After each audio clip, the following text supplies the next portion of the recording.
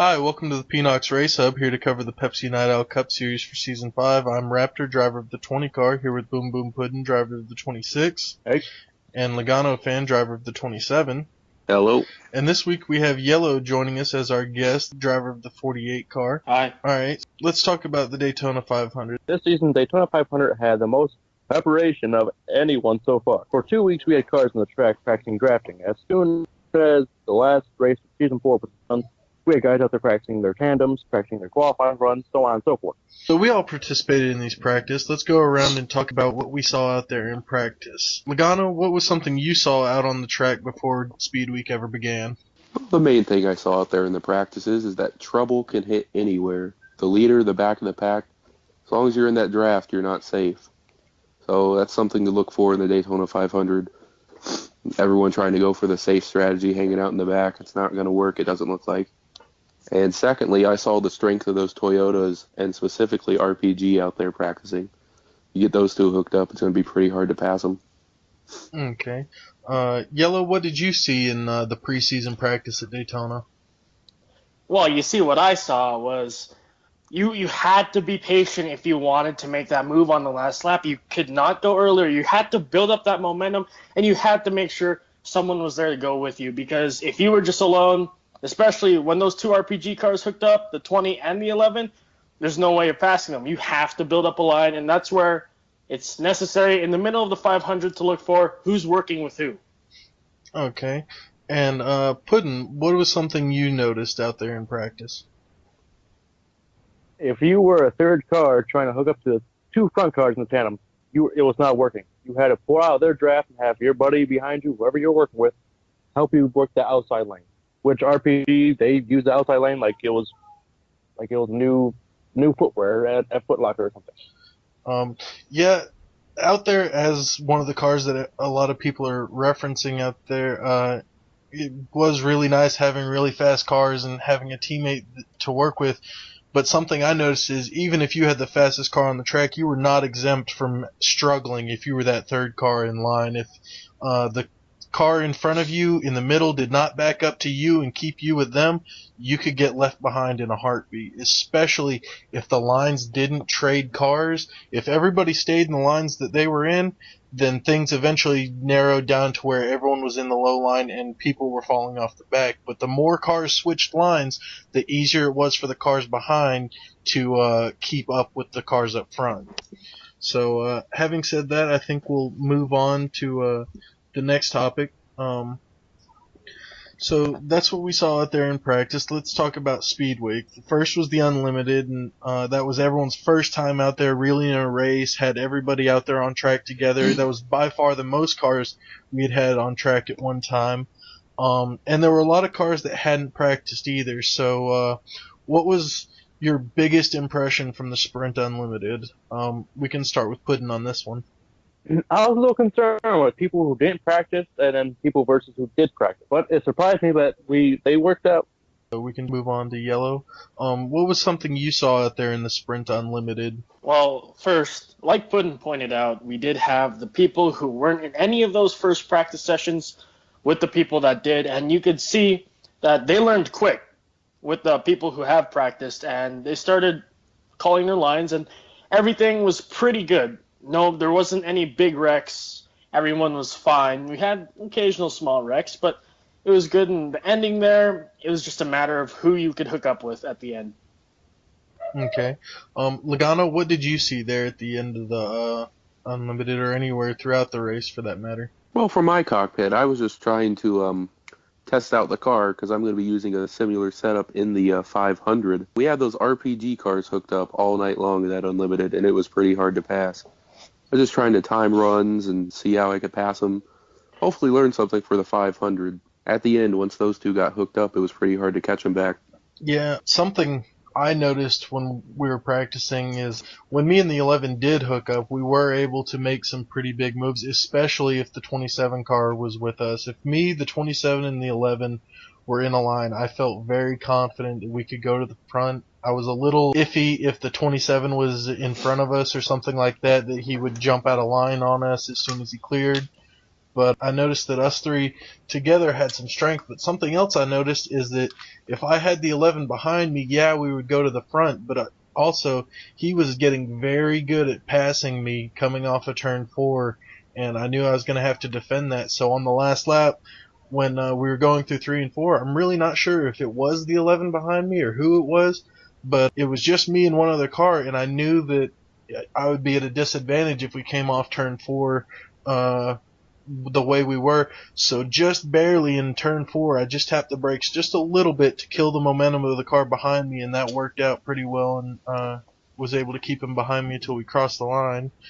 The Unlimited went pretty well for me. I guess after that we had qualifying, in which one of our analysts here, Boom Boom Puddin', was able to qualify on pole for. I was able to qualify in second. Now, something that was pretty interesting is the fact that me and Puddin' were separated by 1/100th of a second, and then after that it was 3/10ths of a second back to the next car. That also helped Puddin' lock into the Daytona 500, otherwise he was going to have to run in, qualifying in through the duels. Super Chicken managed to get the last locked in spot in the duels, and then we had our Daytona 500 field. The Daytona 500 was pretty interesting. It started out with Puddin' lagging out on the pace lap. That was really unlucky for him. I know that had to be devastating with as much practice as he had put in for that race. Dominator lagged out not too long after. So those were our two lag outs that we had. What was everyone's experiences as far as like the middle of the race, the majority part of the race, not so much the ending, but just the racing you were seeing going on? I guess we can start with Yellow on this one. Well, you see, this is where everyone was testing who they could work with. And it just got to a point in the middle of the race when we were literally a single file line for about 10 laps or less, somewhere there. I remember I pulled out and another car came with me, and we just rode the high lane for the rest. We lost touch with the lead draft, and practically that's where it went. We got a couple small cautions here and there for single car spins, cars just timing the bump drafting wrong in the corners, and but overall, the middle of the race was really clean, but it was really boring, you could say, from a driver's standpoint. We're just sitting in a line for how many laps. You start to wonder what the hell is going to happen next. Yeah. All right, Logano, what did you see out there? Well, we all know, we've all been watched a PNOCS race at plate tracks. They get pretty boring around the middle, pretty long. Everyone's just trying to ride and find a spot and wait for those final 10 laps. With the new caution rule we have, the every 10 laps and so, that made racing easier through the middle. Most of the race, I was just trying to find a spot, be ready for the end of the race, and try to line myself up with the top 5 on the final start. That ended up working out, and it looked like it was going to be a battle between me and the 20, but air pocket there kind of turned them, and avoided a big wreck on the back, but ruined both of our races at the end. Sucks to go down that way. Yeah, something in the middle of the race I was noticing. I was constantly watching what was going on, and it was incredibly difficult if you had two-car tandems for the second tandem to catch the first. The draft off the first tandem would suck the leader of the second tandem off the nose of the following car and split them apart, and so cars were having to run different lines than the people they were chasing, and if the people you were chasing were running the low line, it was incredibly difficult to run faster than them on the high side trying to catch them.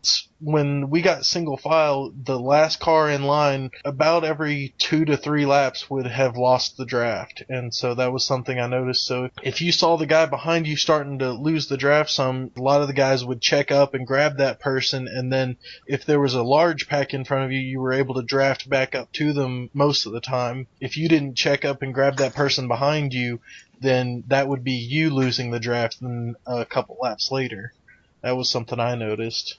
Right. And something that was devastating to my race is the fact that 2 of the guys that I had worked the most to practice with and find out who I could work with and found that I could work the best with was Puddin' and Dominator, the 2 guys that lagged out. So the rest of the race I'm trying to find a drafting partner to work with. But you did. I did. Near the end there, you did. I did. I found Logano there, who we've had a lot of history racing at plate tracks together and having a lot of success there, but we've also had a lot of lag issues, mishaps. And as soon as we had the incident in turns 1 and 2 on the last lap, I knew it wasn't his fault, but I was still like mad over the fact that I had just lost another 500 leading it. But to be able to gather it back up and still get a top 5 finish, I couldn't be too mad over that. But it's still never fun when you lose one on the last lap there. And it being the Daytona 500 again. Yeah. Oh, yeah. Especially for you. It was You're like Dale Earnhardt Sr. here, man. And I have a quick question for Puddin', if you don't care. Go right ahead. So, Puddin', after all the hard work and practice you put in, all the working on your qualifying setup, what was your reaction when you had that problem on the very first lap before we even went green? It was disappointing. Frustrating, disappointing. Wanted to just not do anything anymore, but I came back and the next following week and did okay. Just a little explanation for those who may not have been there. What happened was with the final restart, it was a green-white checkered. I was out front in the 20 car. Logano was in second, and Terminator was in third, and I saw that the teammates were second and third, so I chose the inside knowing that Terminator would back off and let Logano in, because I knew Logano had so much experience pushing me around the track, and I knew that he knew when to push and when not to push, that I felt more comfortable if I could get him there. Plus, if he jumped down, that would really stall out the outside line's momentum, so we went with that, and it really worked for us to make the whole pack single file. And when we took the white flag, we went down into turn 1, and I was already thinking about the backstretch. I'm thinking Logano's going to probably try and jump out, go to the outside, and take Terminator with him, and that's going to take them right around me if I can't block or do something about it. But before we ever made it off the corner, a bubble from Logano got up underneath me, turned me sideways, and then Logano turned left down to the nose of my car and helped me straighten the car out. It sent him down through the grass and everything, which slowed him down pretty bad. If he had actually turned right when that happened and gone above me, it would have spun my car completely, but he probably would have been able to make it out all right without losing too much momentum, especially with it being a bubble.